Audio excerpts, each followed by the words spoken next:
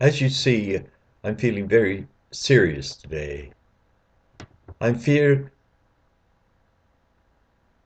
That's beautiful. I fear. Those words came out spontaneously from inside me, and I guess that's an acknowledgement that if I were 100%, if I were totally convinced, not so much of the divine will, that clearly is within me and makes us bring out our truths, whether we like it or not. I've been looking, and that's why the question of narcissism came up. I've been looking at my work, if you would like to call it that. Thank you, I'd like to call it that. Over the years that I've been in Canada. And I came on January the 4th, 1960. Now, I guess whether that makes me uh, one of the elders of the British now, although I'm sure there must be Englishmen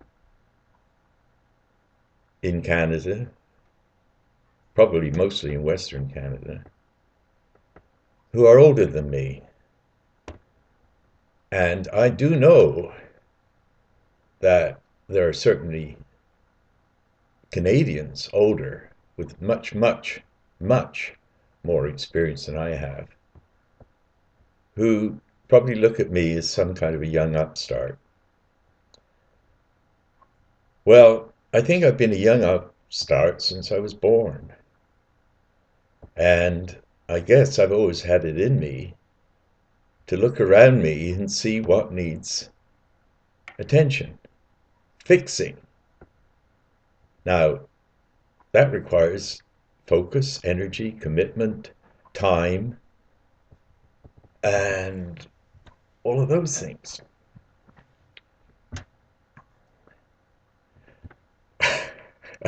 Like the Maslowian, is it? Uh, Pyramid, is it?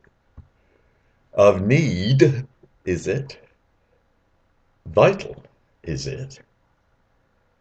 To a human being in the position to be um, creative, is the word I'm looking for. And immediately comes into my mind uh, a native child, or perhaps myself as a little boy with a penknife, carving out my first little boat. So from an early age, the creative urge was born in me, just as it was born in every person. Children play with things to discover things and learn things. And as my friend Virginia, my colleague Virginia, tells me, my friend colleague tells me, uh, we call it um, materials testing.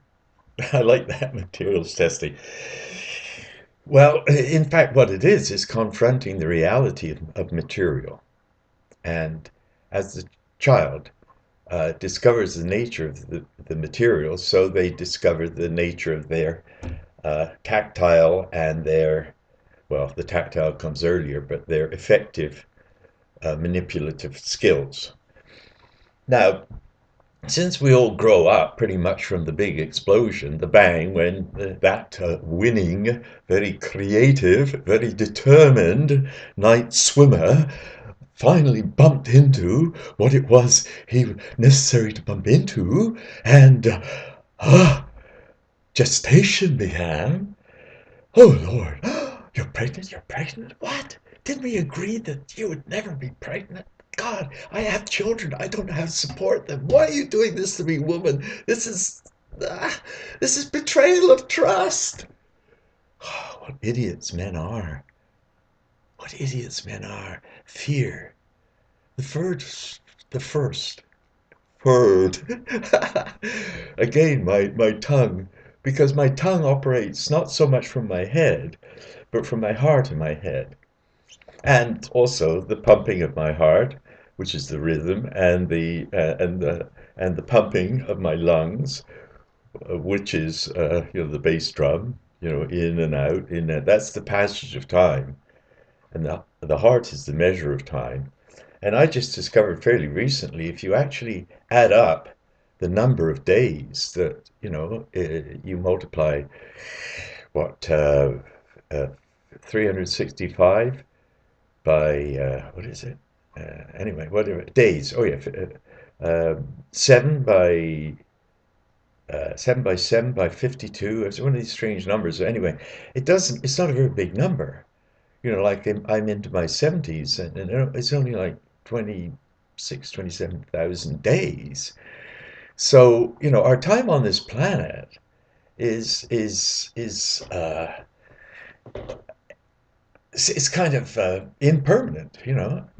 Everything comes, everything goes. The big sperm encounter, which generated this, embryo form body, has is incorporated in the competitive aspect of my brain, which certainly has a determination to survive on an individual level, which is where the fear thing comes from. And so it's very, very deeply buried in the, well, I don't know the names of the brain pieces. Everybody, kids know them nowadays, but I guess I've learned them, forgotten them, as being just, lumps, really. But clearly as I see the wriggling sperm and, the receptive ovum, it really is just a penetration into this vortex that then begins to swirl and then begins to grow, and you've got the classic form of the human animal. And clearly,